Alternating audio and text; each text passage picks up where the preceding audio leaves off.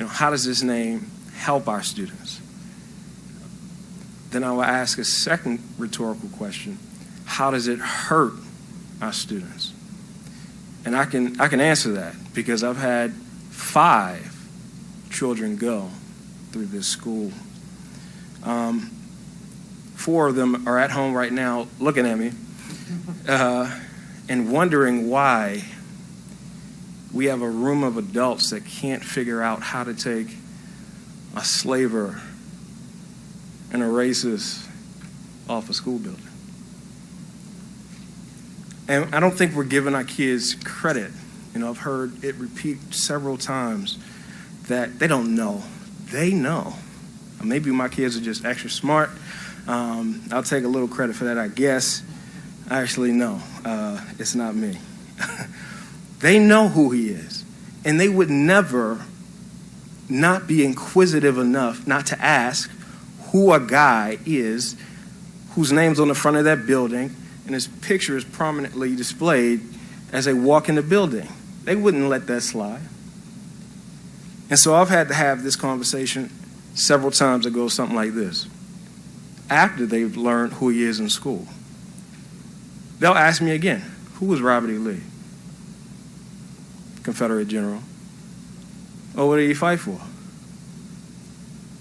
To secede from the U.S., uphold slavery. So he fought to keep a system that would enslave someone like me. Yeah. So why is his name on the school? And again, that's another rhetorical question. And I'm obviously a black father, but for some of you who aren't black fathers or mothers, put yourself in my shoes. What would you say? Or do you care? I think we should give a darn what other people are going through. And I think it's to minimize it, to say it's about feelings. This ain't about feelings. I'm from Baltimore City.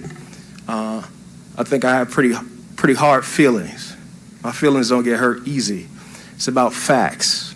If we look at the character of this man and his accomplishments in the U.S. Army and education, I don't see any reason for changing the name. He was an upstanding gentleman that knew what he believed in and fought for it. So back to the question of why we need to change the name. Slavery was legal at that time. I humbly ask you, pause and learn the truth about this man and not give in to this new culture that wants to erase and rewrite history. R.E. Lee said it best: a nation which does not remember what it was yesterday does not know where it is today. Our history is a compass to help guide our future. It shows us where we came from. Presentism. The definition of presentism is the application of current ideals and moral standards to interpret historical figures and their actions. Board members, I ask you, set aside your ideals and morals of today to make the right decision. My position on this particular issue is that the name of the school should be changed. And really the argument that I have for why the name should be changed is pretty simple. Buildings are named after people to honor that person.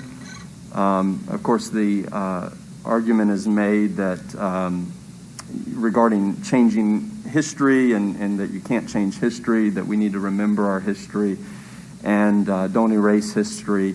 And certainly we can't erase our history. I think if we could erase our history, then we probably should erase this part of it regarding the Civil War and the discord and division that existed in our nation then and persists even today.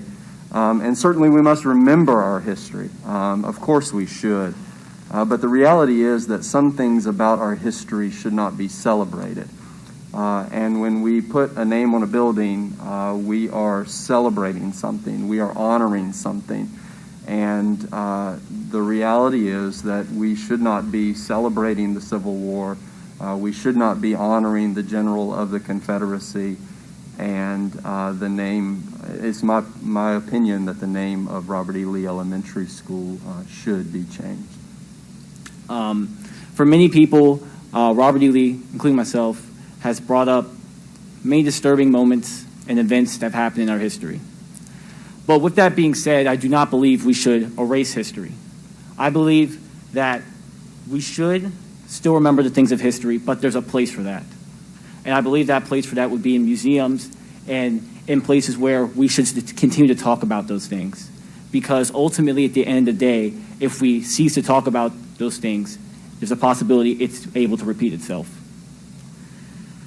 With that being said, I don't believe that Robert E. Lee, in the name of the school, is a great representation of showing our students an example of significance. Usually, as May said before, you give significance to something or someone by placing them or naming something after them, whether it's a building, a monument, or even a theory, and showing representation and significance. I know for me personally, I'm a perfect example of the current students within Spotsylvania County, and for those future students as well.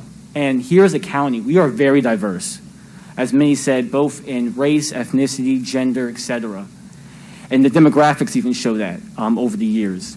And as a student, it just is amazing, and sometimes it breaks my heart that we're on this issue of topic, because there's so many students who are different and unique in every which way, which in my opinion I think is great.